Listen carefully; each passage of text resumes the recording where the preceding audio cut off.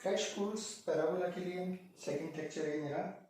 और आज हम लास्ट लेक्चर जो फर्स्ट पार्ट था पैराबोला का, उसमें हमने स्टडी किया था स्टैंडर्ड पैराबोला के बारे में। और जो इस समय हम स्टडी कर रहे हैं पैराबोला, पहले एक क्वेश्चन कर लेते हैं। अगर पैराबोला स्टैंडर्ड नहीं है तो how to convert it into standard form, उसको थोड़ा सा चेक कर लेते हैं। तो मैंने एक पैराबोला लिया, दैट इज समथिंग 4y²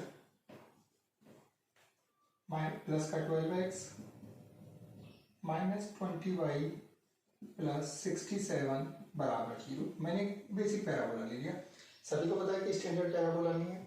तो अगर कोई स्टैंडर्ड पैराबोला नहीं होता है तो उसको स्टैंडर्ड पैराबोला में कन्वर्ट करना, और स्टैंडर्ड पैराबोला में कन्वर्ट करके उससे रिलेटेड सारी चीज़ें हाउ टू फाइंड आउट, उसकी फोकस, डायरेक्ट्रिक्स, ये सब एक्सिस वगैरह ये क्या चीज़ें हैं, how to find out it, उसको थोड़ा सा चेक कर लेते हैं। सबसे पहले हमेशा ध्यान रखना, जो हमारे पास जेई के क्वेश्चंस में अगर स्टैंडर्ड पैराबोला में नहीं आएगा तो जो पैराबोला होगा उसमें केवल एक ही टर्म में स्क्वायरिंग होगा, या तो एक्स में या वाई में। ऐसा नहीं है कि पैराबोला के केस में दोनों ही टर्म्स में स्क्वायर नहीं हो सकता है। पैराबोला में एक्स और वाई दोनों में स्क्वायर आ सकता है, लेकिन वो वाला पैराबोला कन्वर्जन के लिए हमारे पास जेई में नहीं आता है।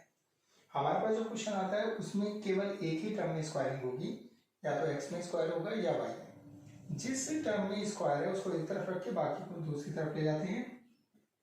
4y² माइनस 20y की वैल्यू माइनस का 12x माइनस 67।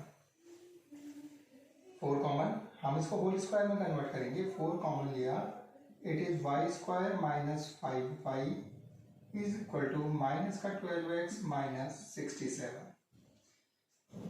ये होल स्क्वायर में कैसे बनेगा?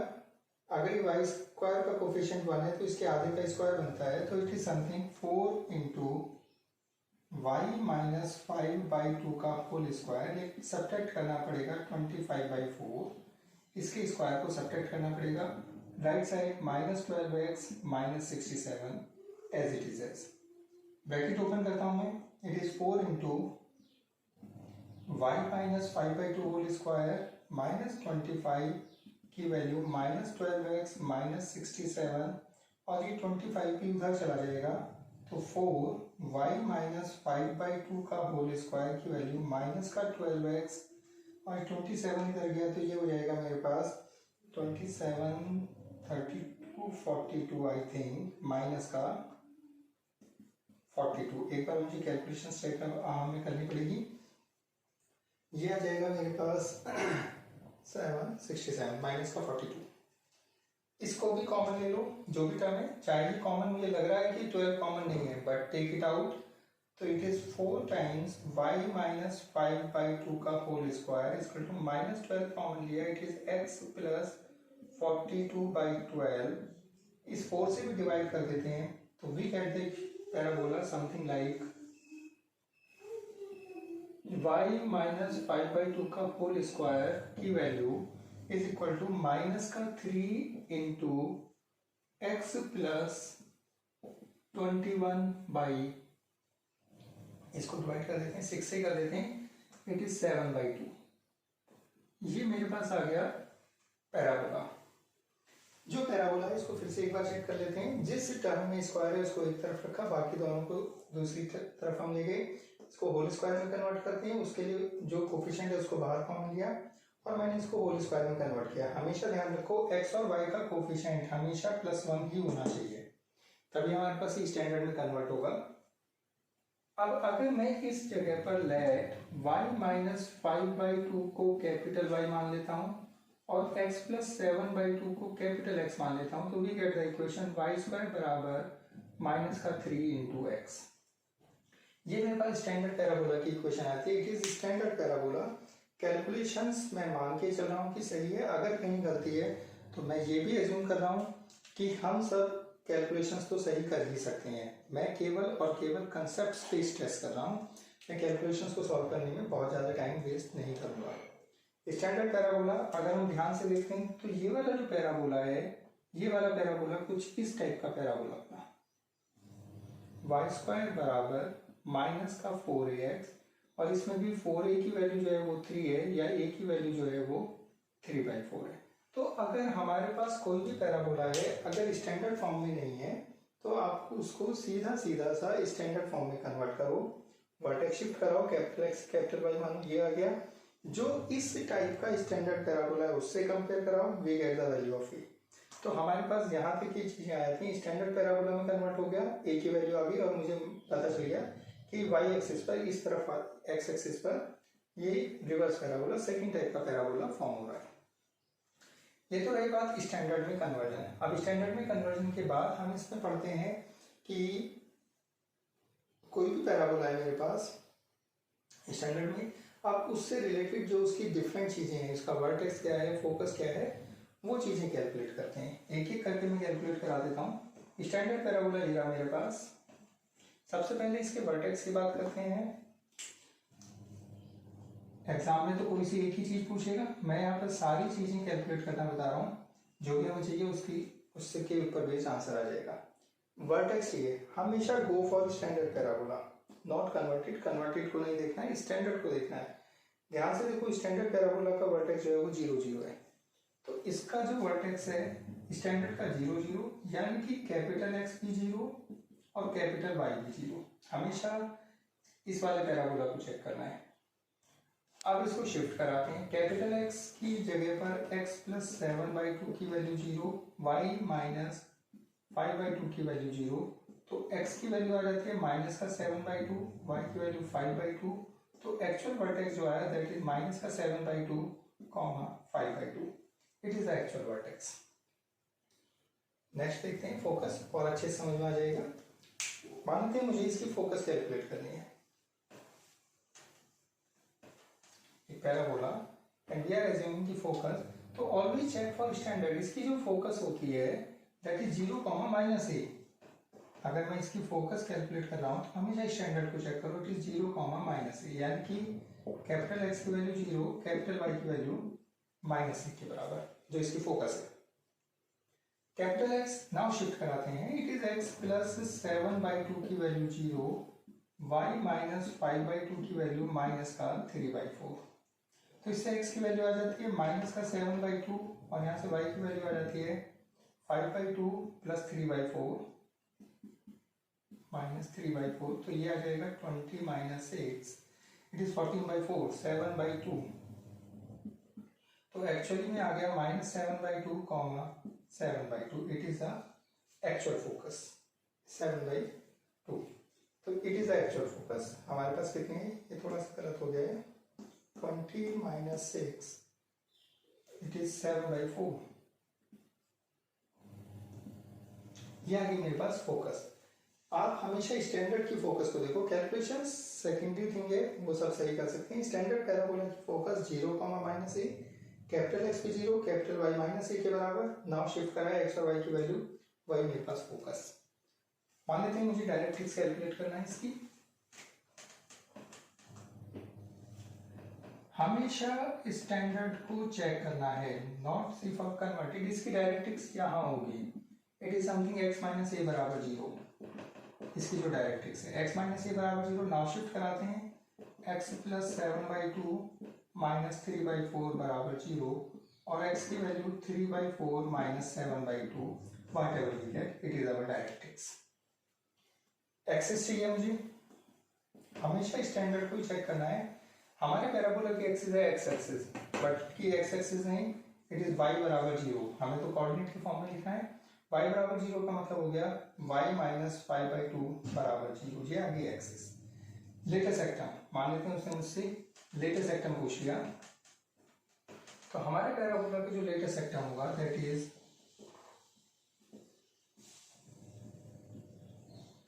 पैराबोला का लेटेस्ट सेक्टम हमेशा 4 है, किसी भी फॉर्म में हो तो 4a की वैल्यू इस केस में 3 के बराबर। तो ये आ गई मेरे पास लेंथ ऑफ लेटेस्ट सेक्टम।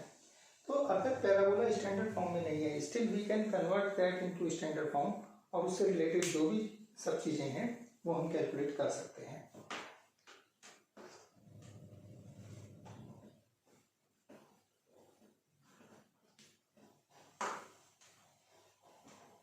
एक क्वेश्चन में पिक करता हूं पैराबोला के लिए। ही सेज, ये भी जेई का क्वेश्चन है। He says if x minus 1 बराबर 0 is डायरेक्ट्रिक्स ऑफ पैराबोला कि वाई स्क्वायर माइनस के एक्स प्लस 8 बराबर 0, तो के की वैल्यू कितनी होगी। उसने बोला कि अगर ये लाइन इस पैराबोला की डायरेक्ट्रिक्स है तो के की वैल्यू कितनी होनी चाहिए। अब इसको ध्यान से देखूं कि स्टैंडर्ड पैराबोला नहीं है, तो at first I have to convert it into standard parabola. पहले तो मुझे इसको स्टैंडर्ड पैराबोला में ही कन्वर्ट करना पड़ेगा। स्टैंडर्ड पैराबोला में कन्वर्ट करने का सीधा सा मतलब वाई स्क्वायर इक्वल टू के एक्स माइनस 8, वही तरीका स्क्वायर वाले टर्म को लेफ्ट पे बाकी को राइट में। होल स्क्वायर बनाने की जरूरत ही नहीं है, ये होल स्क्वायर पहले से ही है, इधर चेंज करना पड़ेगा। वाई स्क्वायर कॉमन लिया, इट इज के कॉमन लिया, it is x minus 8 upon के। स्मॉल वाई को मैंने कैपिटल वाई रख दिया, एक्स माइनस 8 अपॉन के को मैंने कैपिटल एक्स रख दिया। तो we get the standard parabola y square बराबर के into x. Standard basic parabola बना ये वाला, वाई स्क्वायर बराबर 4ax टाइप का। इससे के की वैल्यू 4a के बराबर, तो a की वैल्यू आ गई k बाई 4। बिल्कुल वही तरीका लगा रहे हैं हम जो हमने इससे प्रीवियस क्वेश्चन में किया था। कन्वर्ट किया, स्टैंडर्ड में कन्वर्ट किया, capital x capital y replace कराया, वर्टेक्स शिफ्ट कराया, स्टैंडर्ड फॉर्म लिखी और a को कंपेयर कराया तो a की वैल्यू। अब बात करते हैं डायरेक्ट्रिक्स की। इसकी जो डायरेक्ट्रिक्स है इस वाली पैराबोला की डायरेक्ट्रिक्स हमेशा किसकी देखनी है, मुझे स्टैंडर्ड की देखनी है, कन्वर्टेड की नहीं। डायरेक्ट्रिक्स जो है मेरे पास स्टैंडर्ड पैराबोला जो हमारे पास बना, इसकी जो डायरेक्ट्रिक्स होती है दैट इज x प्लस ए बराबर 0। एक्स प्लस ए बराबर 0 का मतलब हो गया, x का मतलब हो गया x माइनस 8 बाई के प्लस के बाई 4 बराबर 0 और x बराबर 8 by k minus k by 4। It is our directrix। But हमारे पास गिवन डायरेक्ट्रिक्स जो है that is x बराबर 1, जो हमारे पास डायरेक्ट्रिक्स उसने दी हुई है वो x बराबर 1 है।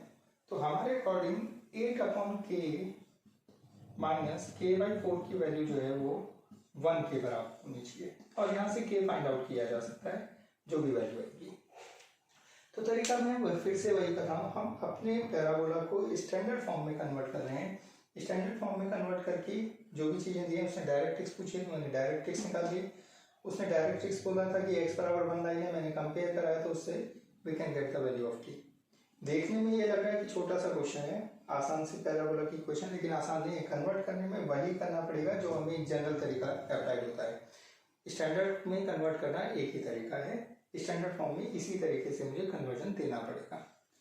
तो ये वो बात है कि जब पैराबोला हमारे पास स्टैंडर्ड फॉर्म में नहीं है but we can convert it into standard form to find out all the other things, या जो भी चीजें वो आपसे पूछता है। एक टर्म यूज होती है पैरामीट्रिक फॉर्म, बहुत ज्यादा इंपॉर्टेंट है।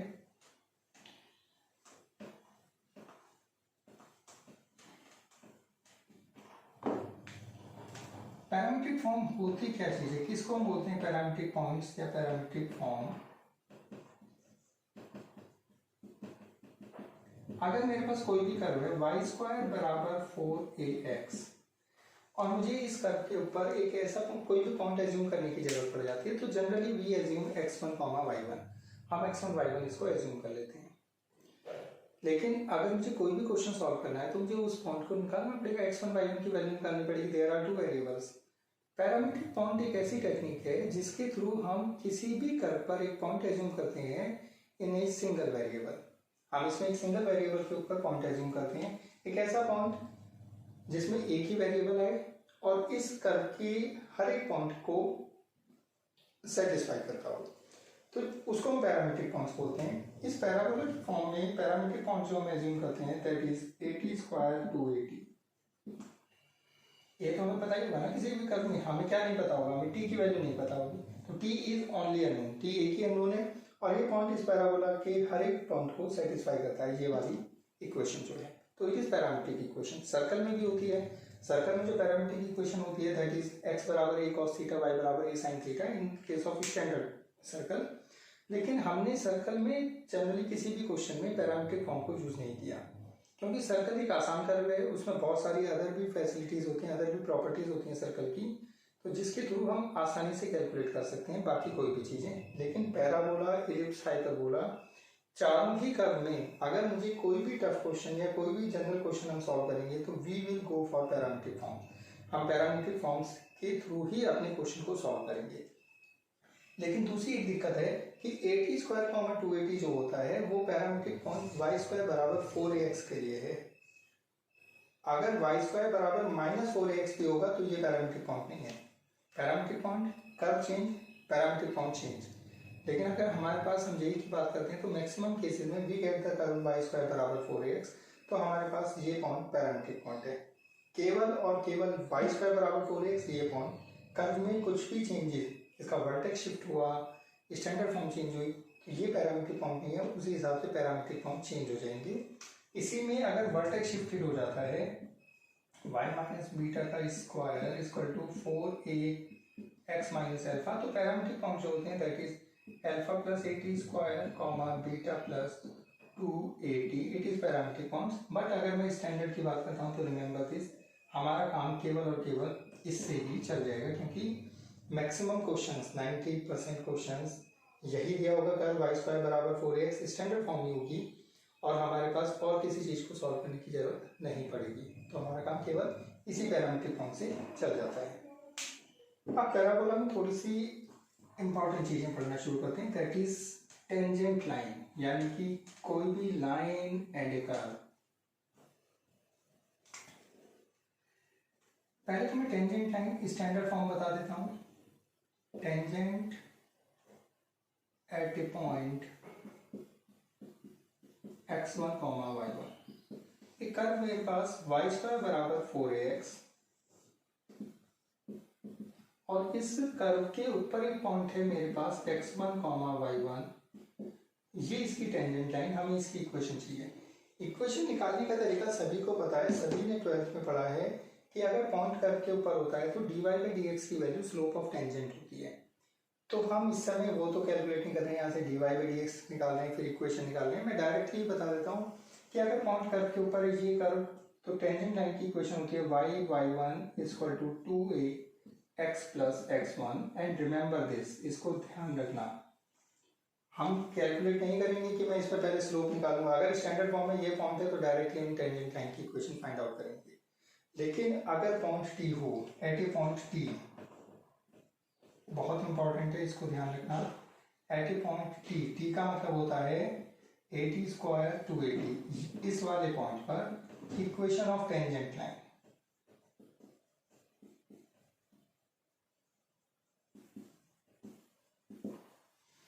Eight a point t tangent line की इक्वेशन इसे है, टी का मतलब ये पॉइंट कर्व के ऊपर है, ये टेंजेंट लाइन तभी होती है when point lies on the curve, point curve के ऊपर होता है तब ये टेंजेंट लाइन है। अगर पॉइंट कर्व के ऊपर नहीं है तो टेंजेंट लाइन की इक्वेशन इससे नहीं आएगी। तो अगर ये पॉइंट टी कर्व के ऊपर मैंने एक पॉइंट मान लिया टी, इस पर टेंजेंट लाइन की इक्वेशन इसी से आ जाएगी, y1 की जगह पर 2at equal to 2ax plus 80 square, और अगर मैं इसको ध्यान से देखता हूँ तो it is x minus t y plus 80 square बराबर 0। एंड रिमेंबर दिस, बहुत काम की चीज है, पैराबोला में किसी भी पॉइंट को अगर मैं टी एज्यूम करता हूँ तो उस टी पॉइंट पर ये टेंजेंट लाइन की इक्वेशन है, मुझे डायरेक्टली याद होनी चाहिए, क्योंकि मैक्सिमम क्वेश्चन में जरूरत पड़ेगी। तो उस समय पर ऐसा नहीं है कि मैं इसको इवेल्युएट करूंगा, ऐसा भी नहीं है कि इवेल्युएट नहीं कर सकते हैं, बट इट टेक्स टाइम, कम से कम आपका 1 मिनट तो खा ही जाएगा ये इवेल्युएट करने में। तो हम अपने क्वेश्चन को स्टार्ट ही इस इक्वेशन से करेंगे, इस इक्वेशन को ध्यान रखो। और अगर और ध्यान से देखोगे तो इस लाइन की जो स्लोप है दैट इज 1/t। आपको टी पॉइंट पर स्टैंडर्ड पैराबोला वाई स्क्वायर बराबर 4ax, वाई स्क्वायर बराबर 4ax के eight a point T point पर टेंजेंट लाइन की इक्वेशन और उसकी स्लोप आपको डायरेक्टली पता होनी चाहिए, क्योंकि हम अपने क्वेश्चन को इसी जगह से स्टार्ट करेंगे। फिर से देख लेते हैं टेंजेंट लाइन, क्योंकि सब बच्चे 11th क्लास में टेंजेंट नहीं पढ़ते हैं। अगर पॉइंट कर्व के ऊपर है तो टेंजेंट लाइन की इक्वेशन हो गई ये, हम डायरेक्टली यूज कर रहे हैं, तरीका सबको मालूम है, ये आते कहां से, dy बाई dx के थ्रू आ जाएगा। dy by dx at a given point gives you the slope of tangent at that point. अगर ये पॉइंट पैरामीट्रिक पॉइंट हो जाता है तो टेंजेंट लाइन की इक्वेशन, स्लोप ध्यान रखना, इसकी स्लोप 1/t। ये तब की बात है जब पॉइंट कर्व के ऊपर होता है और हम टेंजेंट लाइन की इक्वेशन को फाइंड आउट कर रहे हैं। लेकिन अब पढ़ते हैं tangent A line and A parabola.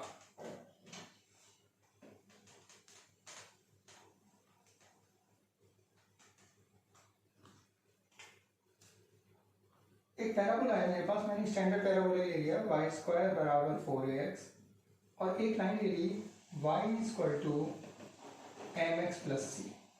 कोई भी लाइन किसी पैराबोला के रेस्पेक्ट में तीन तरीके से पास हो सकती है, या तो इसके बाहर से चली जाएगी, या इसको टच करते हुए चली जाएगी, या फिर इसको दो पॉइंट पे कट करते हुए चली जाएगी। कोई भी लाइन किसी पैराबोला की रेस्पेक्ट में तीन तरीके से पास हो सकती है। ये चीज हमने सर्कल्स में भी की है। कोई भी लाइन सर्कल की रेस्पेक्ट में तीन तरीके से पास हो सकती है, बाहर से चली जाएगी टच करते हुए, या फिर उसको दो पॉइंट पे कट करते हुए। पता कैसे चलेगा? सर्कल में तो एक आसान सा तरीका होता है, हम सेंटर से लाइन की डिस्टेंस को निकाल लेते हैं और रेडियस से कंपेयर करा देते हैं।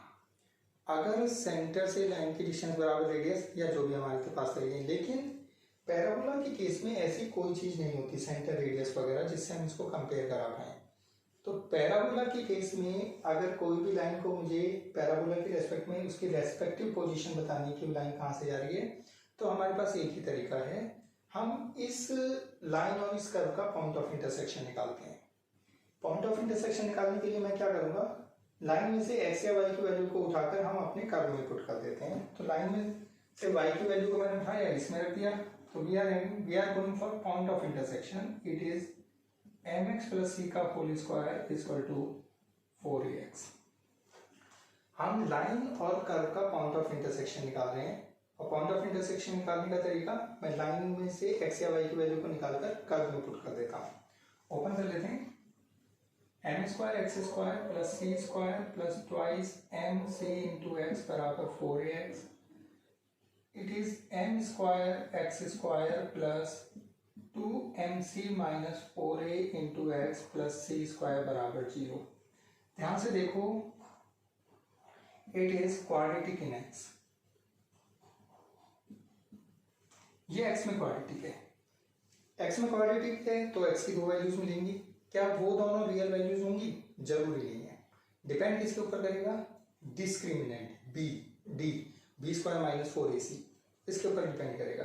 तो अगर इससे इस क्वाड्रेटिक से अगर d की वैल्यू लेस देन 0 आई, अगर d की वैल्यू लेस देन 0 आई, तो इसका मतलब हमारे पास रियल रूट्स ही ऑब्टेन नहीं हुई, इमेजिनरी रूट्स ऑब्टेन हुए। तो इस क्वाड्रेटिक से अगर d की वैल्यू लेस देन 0 आती है, देन वी से कि लाइन करके बाहर से चली जाती है, वो इसको इंटरसेक्ट ही नहीं करती, क्योंकि इमेजिनरी रूट्स मिलते हैं। अगर d इक्वल टू 0 मिला तो वी सी कि we get equal roots, repeated roots obtain होते हैं। इसका मतलब लाइन इस पैराबोला को टच करते हुए जा रही है, पैराबोला हो या कोई भी कर्व हो। हम same process ellipse and hyperbola में भी फॉलो करेंगे। और अगर इस क्वाड्रेटिक से d की वैल्यू ग्रेटर देन 0 आती है, देन वी से कि हमारे जो क्वाड्रेटिक है वो दो रियल रूट्स को ऑब्टेन करती है, और दो रियल रूट्स का मतलब हमारी लाइन कर्व को दो पॉइंट्स पर, रियल पॉइंट्स पे कट करते हुए जा रही है। तो अगर मैं इस क्वाड्रेटिक में केवल अगर टेंजेंट की बात कर लेता हूँ, फॉर टेंजेंट, और मैंने इसमें d को 0 करा दिया। d को 0 कराने का मतलब we have b square minus 4ac 0, और b स्क्वायर माइनस 4ac 0 का मतलब हो गया this one twice mc minus 4a whole square minus 4a का मतलब है m स्क्वायर, c का मतलब c स्क्वायर को अगर मैं 0 करता हूँ तो we get c equal to a by m। इसी से आ जाएगा c equal to a by m, यहीं से आ जाएगा मेरे पास। तो मेरे पास c की वैल्यू a बाई m आती है, इसमें d को 0 कराते, ठीक है। And remember, again remember this, हम अगर मेरे पास पैराबोला स्टैंडर्ड फॉर्म में है और कर्व y बराबर mx प्लस c है, कोई भी लाइन इस पैराबोला को टच करती है अगर c की वैल्यू a बाई m के बराबर है, और हम इसको डायरेक्टली यूज करेंगे। हम टेंजेंस के लिए अगर कोई भी लाइन पैराबोला को टच कर रही है तो हम c की वैल्यू को a by m directly apply करेंगे। ये तरीका मैंने क्यों बताया? हो सकता है कि पैराबोला स्टैंडर्ड ना हो, ये वाई स्क्वायर बराबर 4ax ना हो, कुछ और हो, यहाँ पे +1 भी हो जाएगा तो स्टैंडर्ड नहीं है। तो उस केस में c equal to a by m applicable नहीं है। तो फिर मुझे यही तरीके पे जाना पड़ेगा।